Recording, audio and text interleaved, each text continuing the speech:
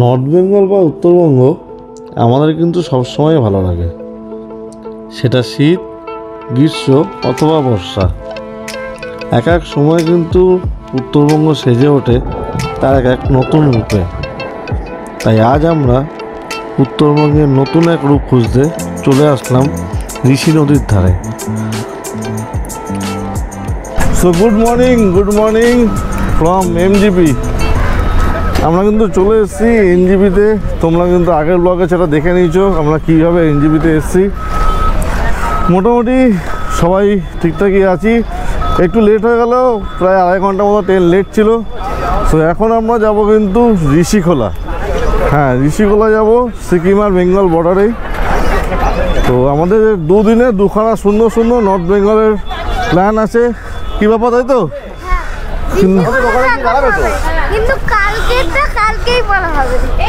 হ্যাঁ, আজকে আমরা যাবো ঋষিখোলা, কালকেরটা আমরা কালকে তোমার সাথে শেয়ার করব, এখন কিন্তু তোমার সাথে বলবো না।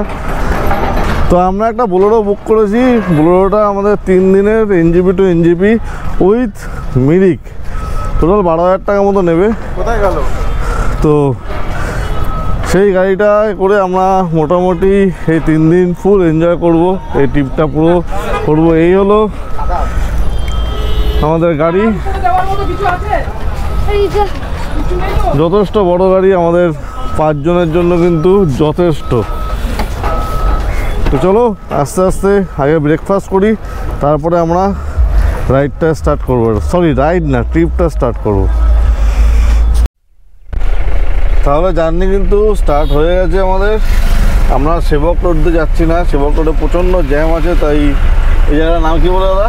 তিস্তা ব্যারেজ। তিস্তা ব্যারেজ দিয়ে আমরা যাচ্ছি, ওখানে গিয়ে আমরা ব্রেকফাস্ট করব। এই রাস্তাও তো ভালোই জ্যাম আছে, ট্রাফিক সিগন্যাল আছে তো। আচ্ছা আচ্ছা, তো জেঠু সব ঠিকঠাক আছে তো? হ্যাঁ, সব ঠিক আছে। ঠিক আছে দিদি, ঠিক আছে।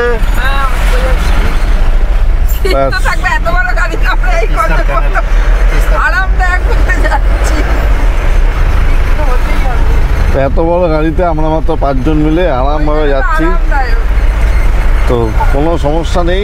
আস্তে সুস্তে যাই, দেরি হলে হবে, কিছু করার নেই।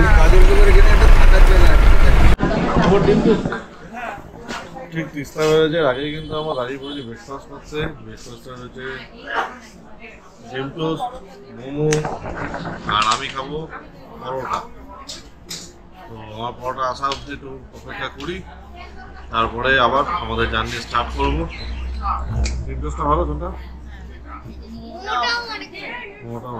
চলো তোমরা খাওয়া স্টার্ট করো, আমার ডিম টোস্ট পরোটা আসুক। সামনে রয়েছে তিস্তা ব্যারেজ, আর তিস্তা ব্যারেজ সামনে এই ফাস্টফুড সেন্টার থেকে আমরা ব্রেকফাস্টটা করে নিলাম। এবার আমরা টান 1.5-2 ঘন্টা মতো টান চলি, তারপর গিয়ে আবার কোথাও গিয়ে দাঁড়াবো আর এনজয় করতে থাকি এই সুন্দর প্রকৃতিটা, আর তোমাদের সাথে সেটা শেয়ার করতে থাকি। তো ব্লগে জুড়ে থাকো, দেখতে থাকো, সাথে থাকো।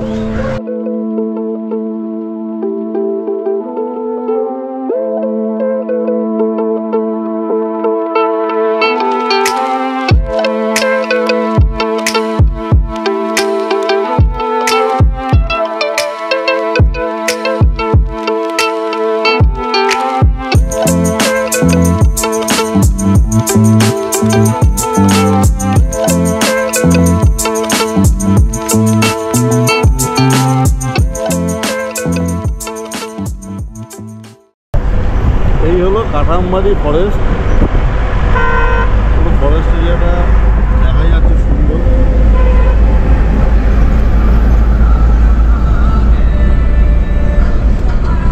বেশ ঘন জঙ্গল, জন্তু জানোয়ার আছে নাকি এদিকে? ঠিকই আছে, হাতি আছে, ভ্যাসান আছে। দাদা আমাকে নতুন রুট দিয়ে নিয়ে যাচ্ছে, বেশ রোমাঞ্চকর রাস্তাও খুব সুন্দর, পরিষ্কার, ট্রাফিক নেই। দেখা যাক কতদূর এইভাবে সুন্দর রাস্তা পাওয়া যায়। আর যা পাচ্ছি তোমার সাথে সেটা শেয়ার করছি। গরুবাদান ফরেস্টে ঢোকার আগে কিন্তু দুধারে কিন্তু সুন্দর সুন্দর বেশ চায়ের বাগানগুলো রয়েছে। জানি না কতটা কি বুঝতে পারছে, বাট খালি চোখে কিন্তু আমাদের খুব সুন্দর লাগছে চা বাগানগুলো দেখতে। এ পাশেও আছে, আবার এ পাশেও চায়ের বাগানগুলো রয়েছে।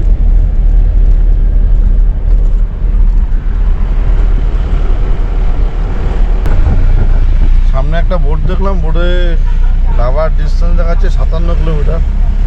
তো দেখা যাক লাভা কতক্ষণে পৌঁছায়। ইচ্ছা আছে তো লাভাতে গিয়েই হল্ট নেওয়ার। তার আগে দাদা বললো একটা জায়গায় হল্ট হয়তো নিতে হতে পারে, সুন্দর জায়গাটা নদীর ধারে।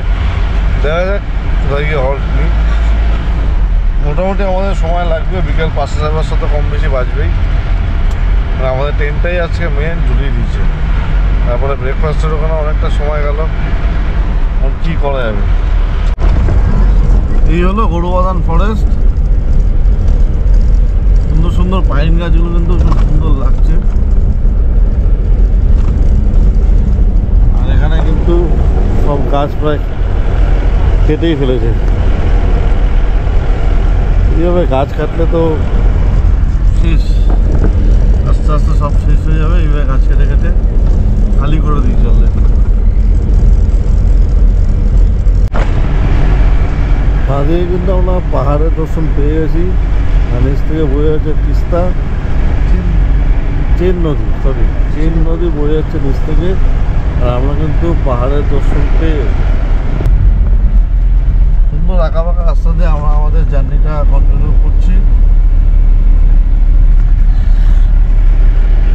এই জায়গাটা আগেও আমি কখনো দেখিনি, এটাই ফার্স্ট টাইম দেখছি। এটাই কালিম্পংয়ের মধ্যে পড়ে, কালিম্পং ডিস্ট্রিক্টের মধ্যে এটা পড়ে। খুব সুন্দর লাগছে জায়গাটা।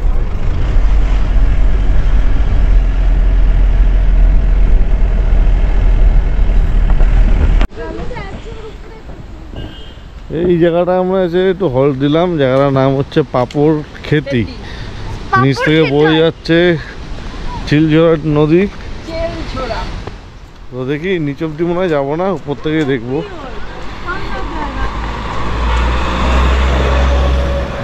এরপরে গিয়ে দাঁড়াবো আমরা সিধা লাভা।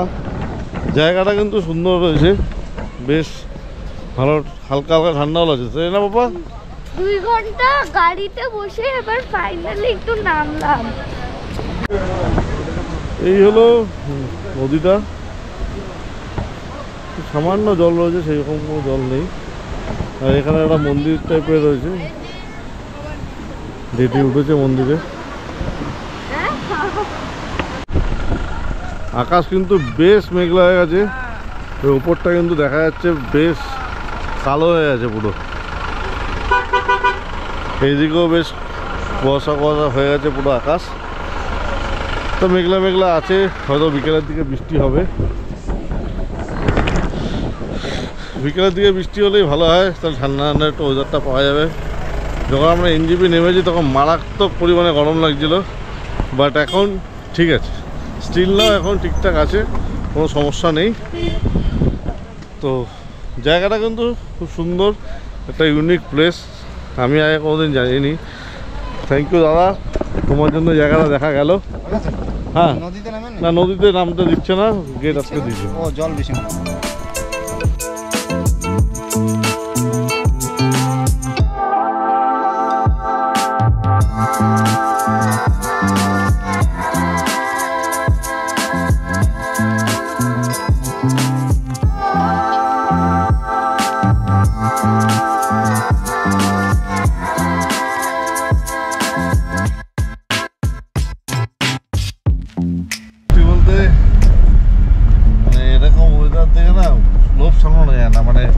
বাইকে থাকলে যতটা সুবিধা, যেখানে সেখানে দাঁড়িয়ে গেলাম, অনেক খোলামেলাভাবে যে কোনো জিনিসকে এক্সপ্লোর করা যায়, দেখা যায়, সেটা 4 চাকাতে সম্ভব না। বাইকে থাকলে আমি চারিদিক দিয়ে যেটা খুশি সেটাকে দেখতে পারি, সেটাকে এক্সপ্লোর করতে পারি, কিন্তু 4 চাকা থাকলে সেটা সম্ভব হয় না। যে কোনো ওয়ান সাইড আর সামনের ভিশনটাই আমাকে দেখতে হয়। তো ঠিক আছে, নেক্সট টাইম বাইক নিয়ে আসবো, আবার শিগগিরই আসবো।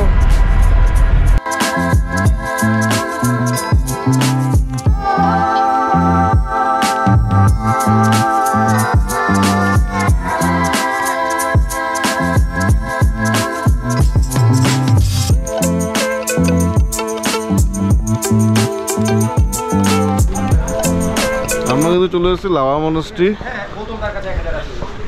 লাভা মনাস্ট্রিটা ঘুরে যাই। এই হলো লাভা মনাস্ট্রির ভিউ। খুব সুন্দর কিন্তু মনাস্ট্রিটা দেখতে লাগছে। সাধারণত আমরা যেরকম মনাস্ট্রি দেখে থাকি সেরকমই। দেখি ভেতরে যদি ভিডিওগ্রাফি করতে দেয় ভেতরেও যাচ্ছি। পাপা চলে আসো। বাবু 360 নিয়ে ভিডিও করছে। ওপরে আর উঠবো না, আমরা জাস্ট এই জায়গাটাতে একটু ঘুরে আসি।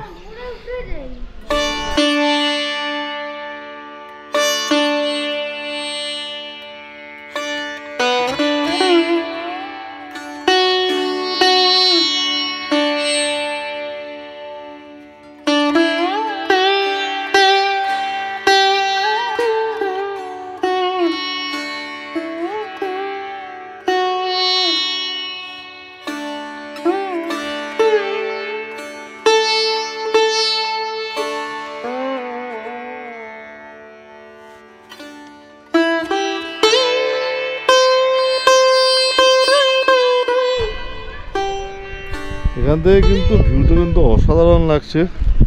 পাহাড়ের মধ্যে কিন্তু অলরেডি মেঘ ঢুকে গেছে। আর দেখো কি সুন্দর লাগছে জায়গাটা। জাস্ট মনিস্ট্রির থেকে আমরা রাইট সাইডে চলে এসেছি। আমার পিছনে রয়েছে মনিস্ট্রির গেট। দেখি সামনে কিছু আছে কিনা। সামনে ওরকমই ভিউ পয়েন্টই আছে। সামনের জায়গাটা একটু ভালো, মনে তো হচ্ছে আরো ভালো হবে, আরো ক্লিয়ার দেখা যাবে। এখন মনে হচ্ছে যে ড্রোন থাকলে হয়তো খুব সুন্দর হতো, বাট যেহেতু ড্রোন নেই, যা আছে কেনা হবে। হ্যাঁ, কিন্তু সবাই সাপোর্ট করবে তারপর তো ড্রোন কিনবো। ড্রোন কিনবো বললেই তো আর ড্রোন কেনা যায় না। তোমরা সাপোর্ট করো, তোমরা ভালোবাসা দাও, তাহলে আমার ইউটিউব চ্যানেলটা একটু বড়সড় হতে পারে। তাহলে চিন্তা ভাবনা করে একটা ড্রোন কেনা যায়। সামনের ভিউ পয়েন্টটা আশা করছি খুবই সুন্দর লাগবে। চলো আজকে গিয়ে দেখি। চলো।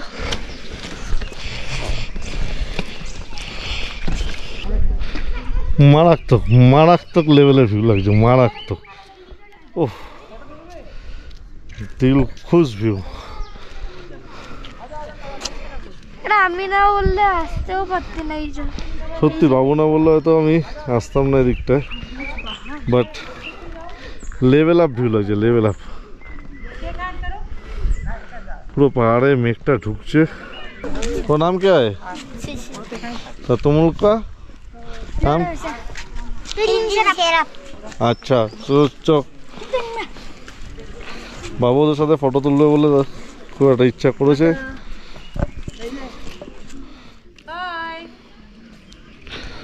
সুন্দর কিন্তু ফ্রেমটা আসছে। बहुत बढ़िया, बहुत बढ़िया, बहुत खूब आया फोटो, देख लो।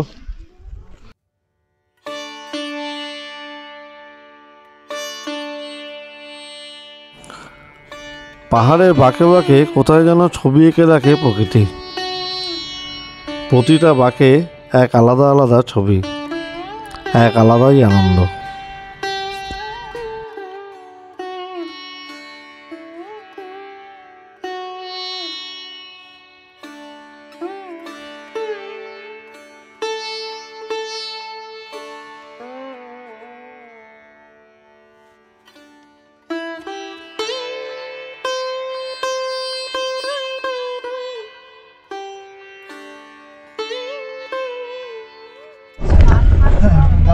এই সামনেই কিন্তু চেকপোস্ট আছে, বেঙ্গল গভর্নমেন্টের চেকপোস্ট রয়েছে। চেকপোস্টে কিন্তু আমাদের প্রত্যেকে আধার কার্ড অথবা ভোটার কার্ডের জেরক্স কপি জমা করতে হলো।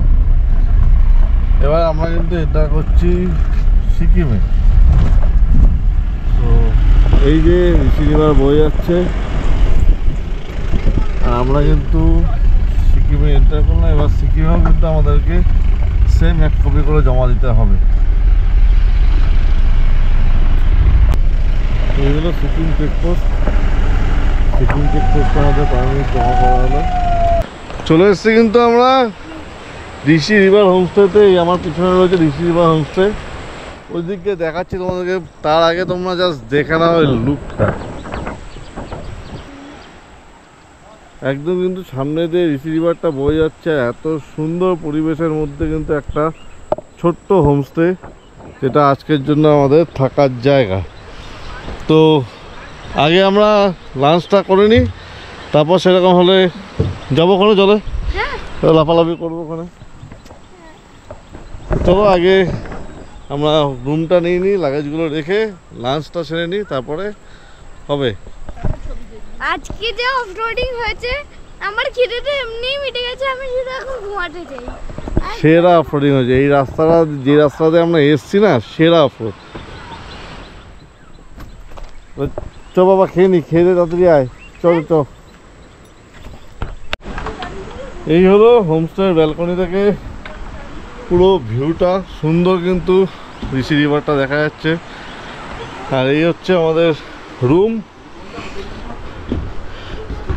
দুটো বেড আছে, মোটামুটি 4 জন আরামেই শুতে পারবে। আর এই হলো টয়লেট, गीजर नहीं बट ठीक है। गरम पानी का कोई इंतजाम होता है? এখন তো গরম জল লাগবে না, কালকে আপনাকে সকালে গরম জল লাগেন তো বাথরুম ভিতরে বালতি আছে, ওই দিয়ে আমি নিচে থেকে গিজার। আচ্ছা আচ্ছা। এটা আমার তো নদীর পাশে এরকম জায়গায় বসে সন্ধ্যেবেলা, এখন প্রায় বাজে 5টা 15, আমরা করছি লাঞ্চ। এই আমাদের হোমস্টের ঘর, যে যেটু বেরাচ্ছে হোমস্টে থেকে, আর আমরা এখানে বসে করছি লাঞ্চ।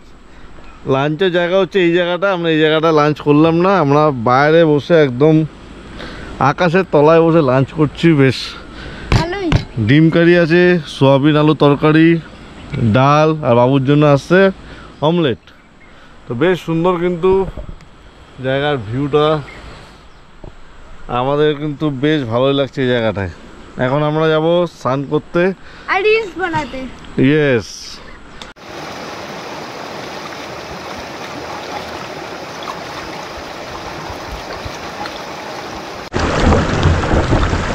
বাবু কিন্তু চলে এসছে পরে এখন স্নান করতে। এক্ষুনি স্নান হবে। আর it's not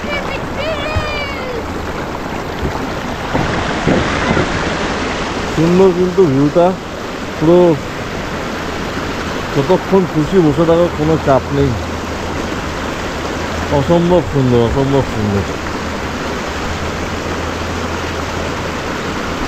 এই ভিউগুলো দেখার জন্যই তো আসা, এত কষ্ট করে তো ওই জন্যই আসা। সায়ন্তনীরাও আসছে এখন। কি আবার ভালো লাগছে?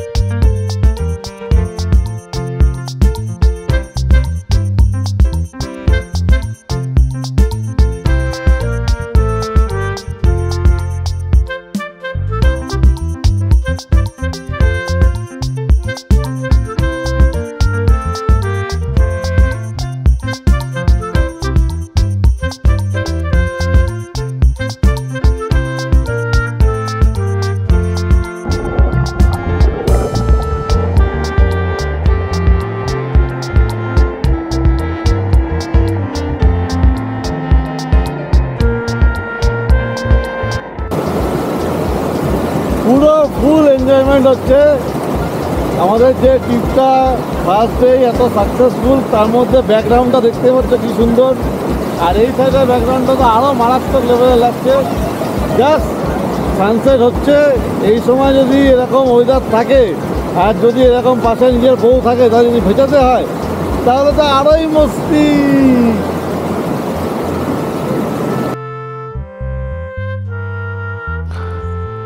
সন্ধে যখন পাহাড়ের কোলে, আমরা তখন ঋষি নদীর মজা নিতে ব্যস্ত, কারণ এটাই তো শান্তি, এটাই সুকুন। এই মজার কিন্তু ভাগ হবে না বন্ধু।